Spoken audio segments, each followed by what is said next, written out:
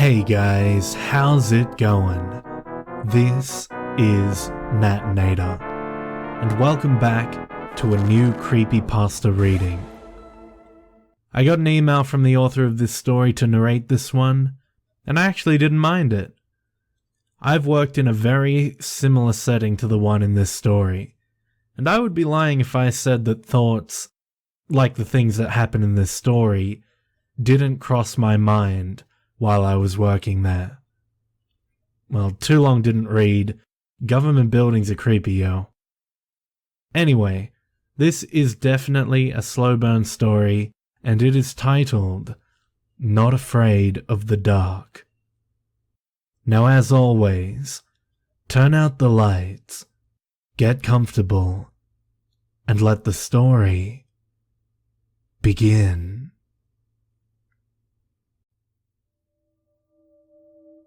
I always have a torch in my pocket these days. I found a small LED one at an electronics store for a couple of bucks, and I keep it on me at all times. It's actually really bright, despite the size. I bought 5. The other 4 are placed in strategic locations around my house, so I can get to any of them quickly if need be. I won't be caught in the dark again, you see. It's bad enough that I see her every time I close my eyes. I don't think I could handle seeing her again with my eyes open. But I digress. Perhaps this would be better told from the start. I used to work in an office building in town for the public counter service of a government department that shall remain unnamed. The work was fine. It basically involved taking and checking appliances, talking to the public about different services that our department provided, that sort of thing. Nothing out of the ordinary with the work, or my colleagues, who I got on very well with. The building, however, to look at it from the outside, you wouldn't think that it was anything different from any of the surrounding office buildings. 12 stories tall, very square, flat sides, etc. Nothing ostentatious. It was just a simple office building, like hundreds of others in my city. The building was slightly older than the surrounding ones, built in the 1980s, I think. There was the occasional draft, and the lights would flicker every now and then, but no major problems. There were 4 elevators, one of which always seemed to be out of order. They'd fix one, and then another would inexplicably break. There was something with the electrics that would cause the doors to slam shut without warning sometimes, and they would occasionally drop slightly when you got in them. Nothing serious enough for the building owners to actually do anything about, but enough to be more than an annoyance. The lifts used to give me the Ghiblies, even before all of this. I used to take the stairs a lot. There were 2 stairwells, one on either side of the building. Both of them were fairly narrow, so if you were coming up and you met someone coming down, then you'd either need to wait in the stairwell bit by the doors into the different levels, or turn sideways and let them squeeze past. They tended to get a bit clogged if there was an evacuation or a fire alarm or something, but I was only on the 3rd floor, so it didn't take too long for me to get from there to the ground, or vice versa. The stairwells were windowless, plain cement, with pale, yellow lights illuminating them, but fairly dimly. I think the building's owners used crappy energy-saving bulbs to try and save some money. There was a bathroom in each of the different stairwells, on every level. Men's room in one stairwell, ladies in the other. The building managers installed combination locks on all of those doors after there was a peeping Tom incident in the ladies one day, so only people who worked in the building could get in. There were different businesses and departments on each of the floors, and the locks all had different combinations, so you could only use the bathroom on your floor. You couldn't go up or down a level to use another. Because we're part of a government department, there was an emphasis on security. We all had swipe card access to get from the reception areas into the back office bit of my floor, and you also needed to remember your card if you were going to the bathroom.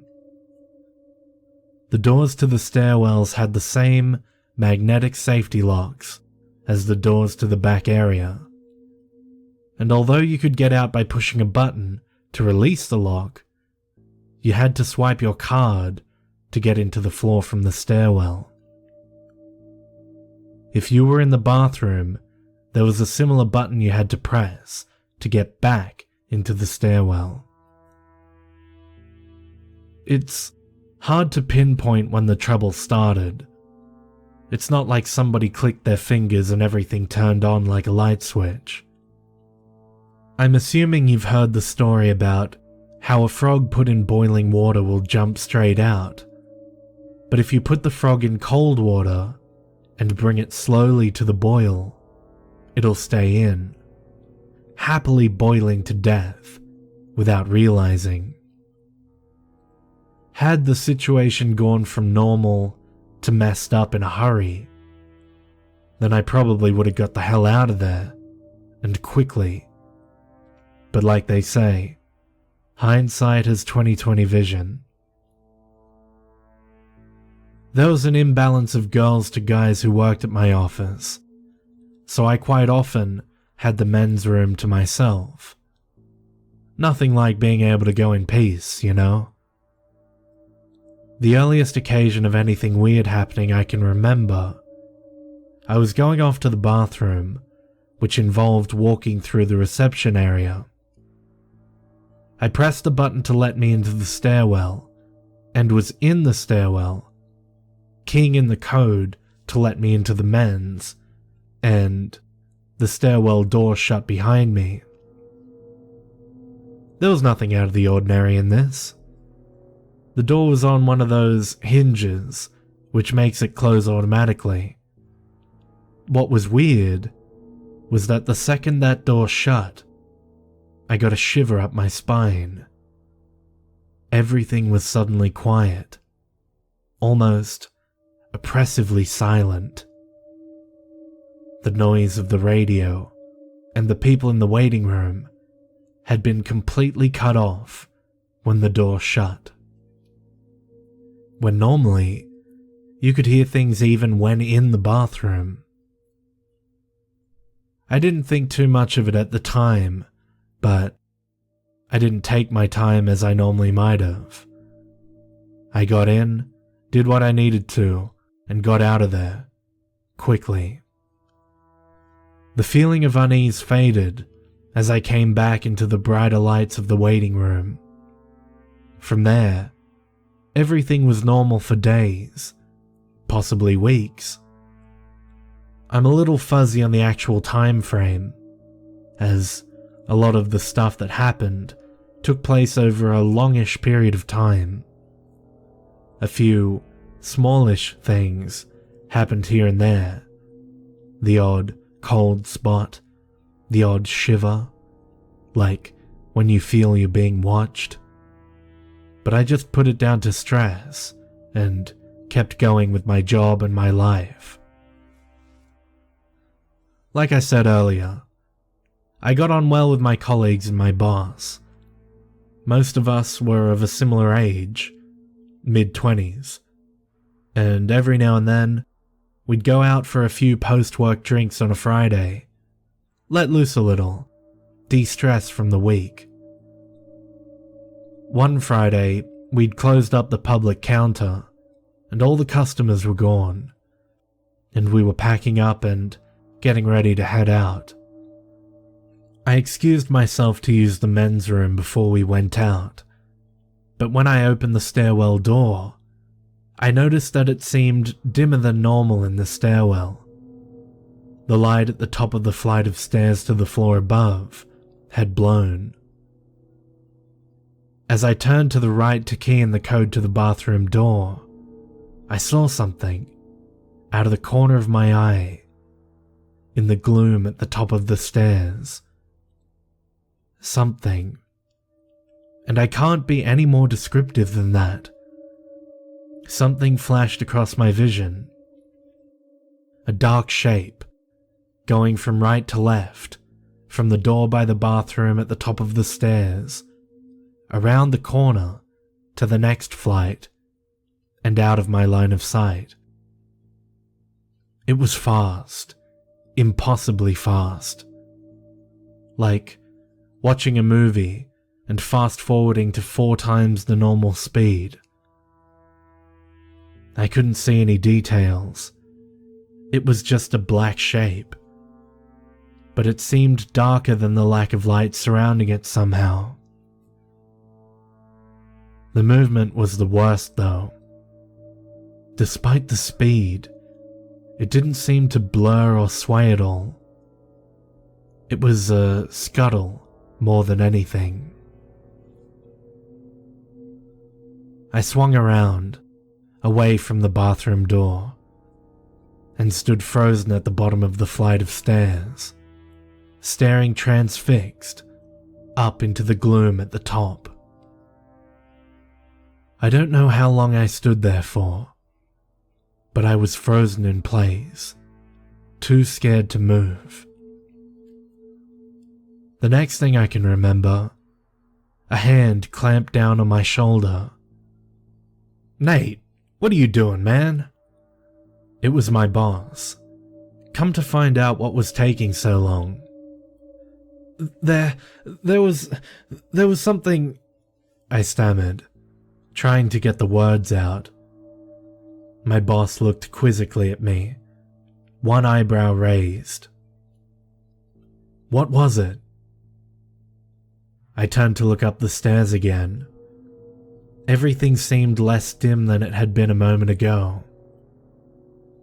"Nothing," I replied, shaking my head.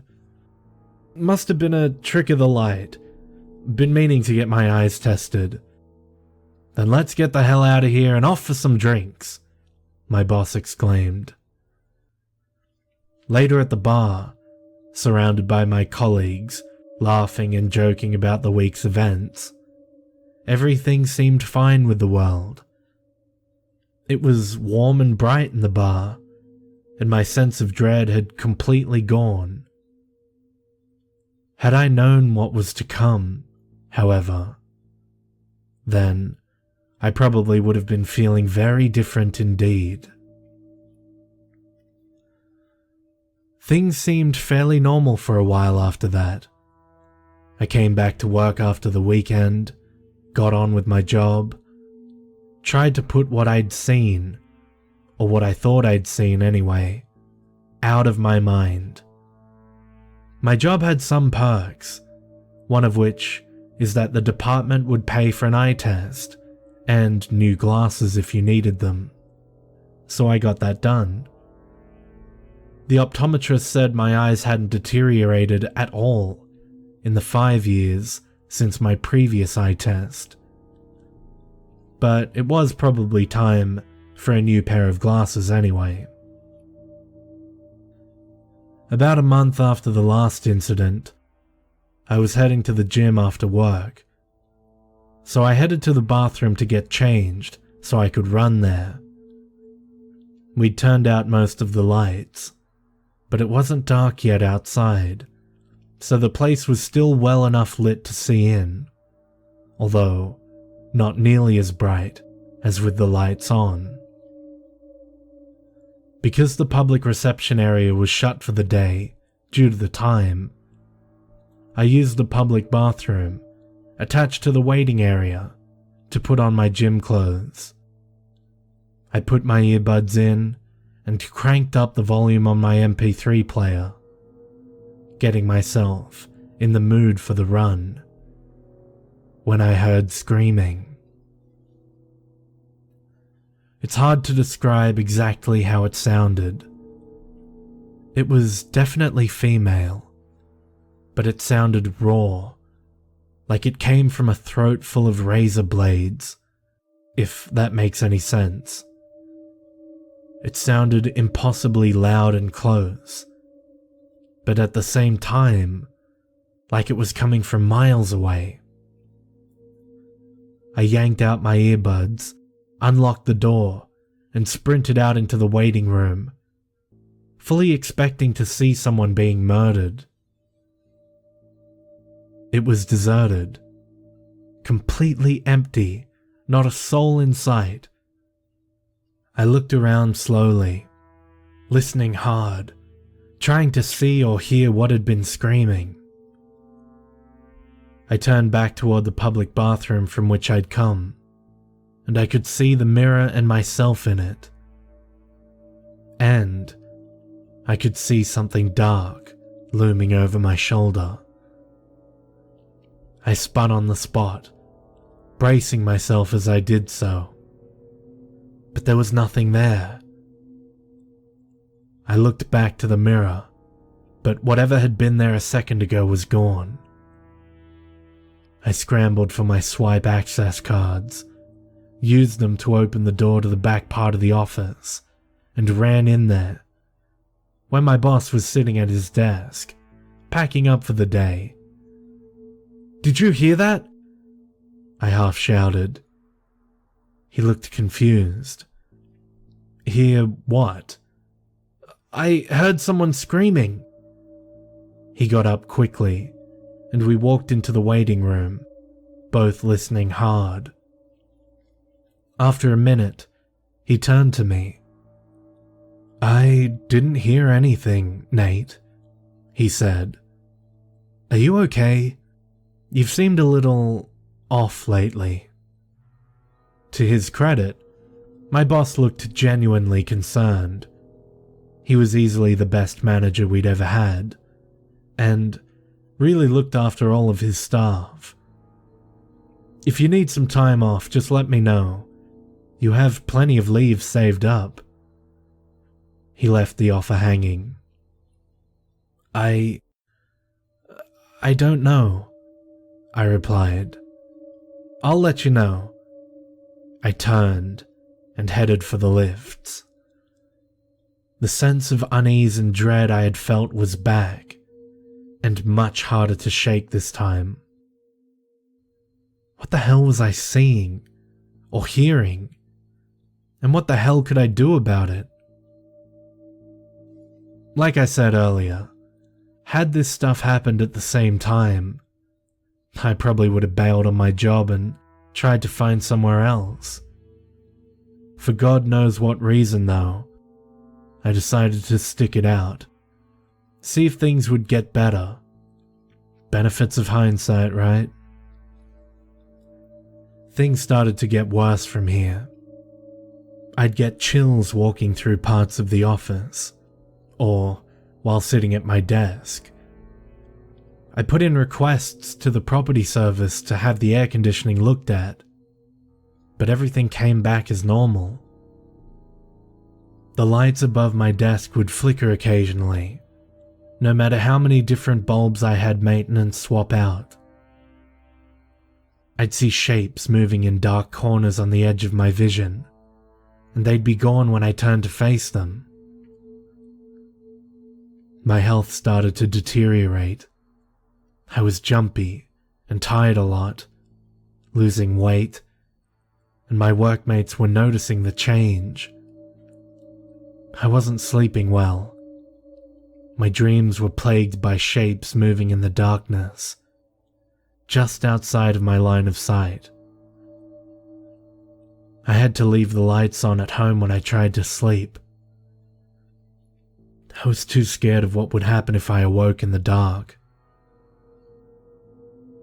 As I mentally and physically grew weaker, thanks to stress and worry about what was happening, Whatever was chasing me seemed to get stronger, more real somehow. I started noticing details in the darkness. Long, lank black hair, for example. Nothing clear or corporeal enough for me to be able to give a real idea of an appearance, but enough to make me shudder, thinking about possibilities. More than once, I felt the brush of impossibly cold fingers across my shoulder, turning to find nobody there. I almost quit several times. Thinking back now, I don't know why the hell I didn't just up and leave. I think I might have stayed out of a sense of misguided pride. I wanted to show I was tougher than whatever was tormenting me, or at least try to find out why it was only targeting me. Nobody else had any issues at all, and they couldn't understand my misgivings about being alone when I was at work now. I did try to look into the building's history, but everything came up blank. No skeletons in the closet, no suicides, absolutely nothing out of the ordinary at all. It made no sense, damn it. Everything was about to come to a head, however, as we neared the Christmas season. One of the traditions of the workplace was a team photo every year.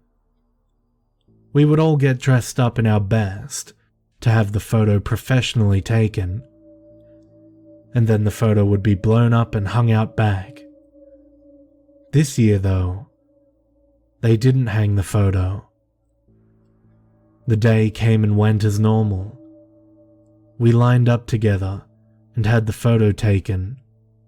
The photographer left, and we went about our day as normal. A week went by, and I came into work one morning to find the team surrounding my boss's desk, looking at something on it. As I entered, the team looked up from what was on the desk as one, and all looked toward me at the same time. Something was wrong, I could tell. Some of their faces showed puzzlement, some showed confusion, and more than a few showed some fear. Without a word, they filed away from the desk and went off to their own stations, with my boss beckoning me to come over. On his desk was an A3 sized photo, the team photo. He gestured for me to take a look, and I did, naturally seeking myself out from the bunch. I'd been sitting in a chair at the front row, so it was easy to find myself, but when I did, everything went cold. "What the hell is with this, Nate?" my boss asked, his voice quavering slightly. Whereas everyone else in the photo was completely normal and smiling brightly, my face was almost indescribable. When the photo had been taken, I was smiling like everyone else, but here it looked like you were looking at my face through a fishbowl.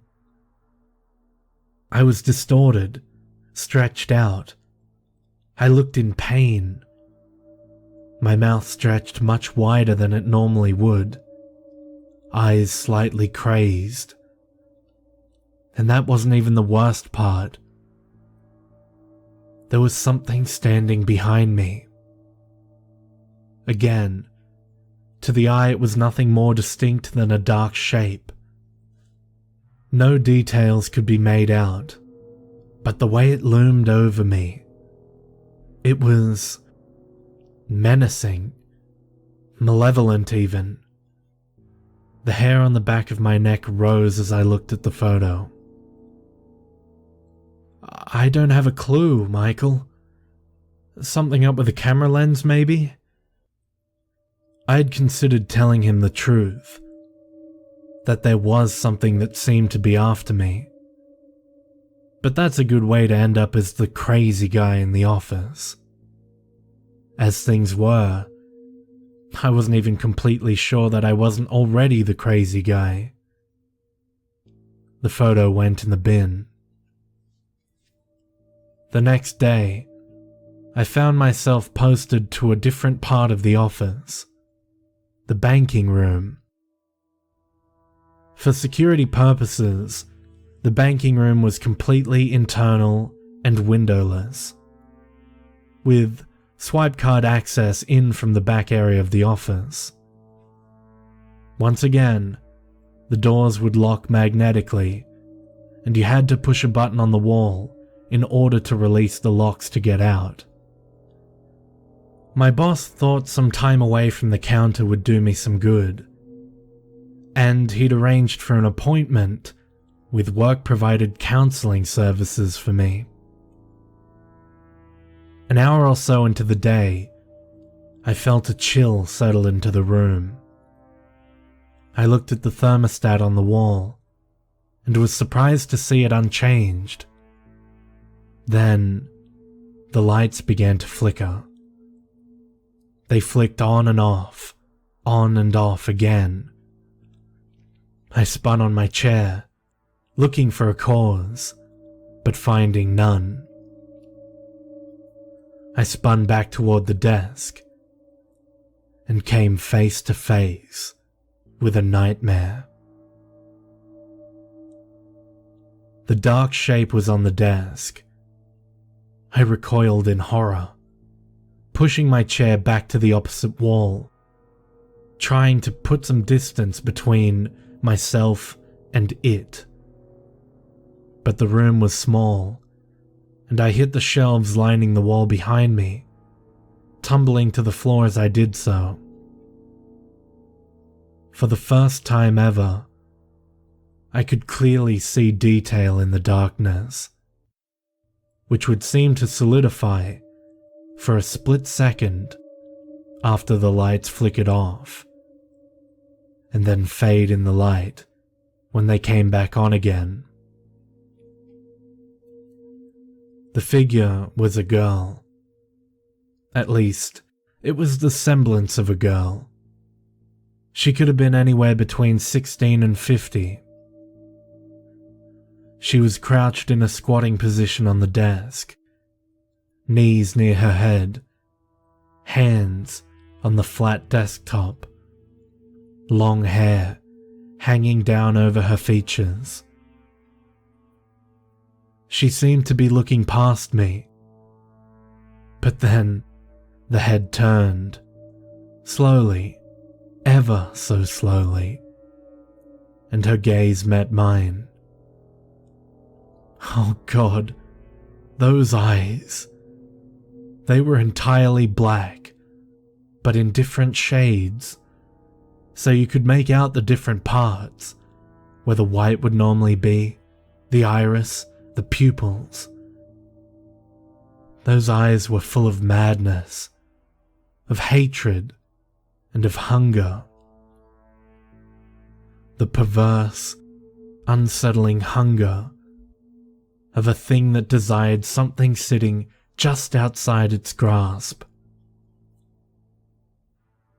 A single tear rolled down my quivering cheek as I looked up toward this horror. With every flicker of the light, she seemed to grow more solid, more real, as if feeding off the darkness and my fear in turn. Her grin crept slowly, hungrily across her face, impossibly wide, and the eyes grew more crazed and vicious and larger in turn. She opened her mouth, bearing long, sharp teeth, and looking as if she was trying to say something. But all that came from her throat was a hungry, dangerous growl, like nails on a chalkboard. I tried to call out in turn, but nothing came from my throat. Nothing except a pathetic, frightened whimper. Without taking my gaze from that nightmarish face, I struggled to get my feet under me. I didn't dare look away, for fear that she would be upon me. I'd seen how fast this thing could move in the darkness. Staying as close to the wall as I could, I backed slowly, ever so slowly, away, toward the door. Her gaze followed me, as she cocked her head slightly to the side, as if trying to figure out what I was doing. As I reached the door, I fumbled behind me for the button that would release the magnetic lock, and hopefully release me from the confines of the suddenly oppressively small room. I reached for it, and my hand hit the light switch. The room plunged into darkness. I froze, all of a sudden feeling hot, wet, stinking breath on the back of my neck. It smelled like death and decay and corruption, and somehow of an aching, burning hunger. "Mine now," a voice rasped in my ear. I found the ability to scream as pain shot through my body. I don't remember much of what happened next, for which I'm truly grateful. I think my brain has tried to block some of it out. My colleagues heard screams and came running. They found me in the corner of the room, flailing my bleeding arms and gibbering madly. An ambulance was called, and I was sedated and taken to hospital. I had deep scratches all over my arms and torso, and bite marks on my wrists. The doctors decided that I'd had some sort of psychotic break and done it myself, because after all, who else could have done it? There was nobody in the room with me when I was found. I tried to point out that the bites didn't look like my teeth, that there was no blood or skin under my nails, but they didn't listen. The wounds eventually healed and became scars. My boss, good guy that he is, arranged for me to work for a separate part of the department, one in the brand new, well-lit building. I remained in touch with some of my former workmates, although some of them now regarded me, perhaps not too wrongly of them, as a freak. Since that day, I've never let myself be in the dark without at least some form of illumination. Most of the time, I'll stay in brightly lit rooms, or outside in the sunshine. She can't get to me in the light, and although she's strong, she's not yet strong enough to come out of the darkness. I think she wants to get me, and if she managed to catch me and finish me off, then maybe she'll be strong enough to walk in the light. So you see, it's not the dark that I'm afraid of. Not at all. It's what lurks in the dark, watching, waiting. That's what terrifies me. I think that she's from somewhere beyond, somewhere behind the darkness, and was trying to get from there to here. And I think that somehow I let her in.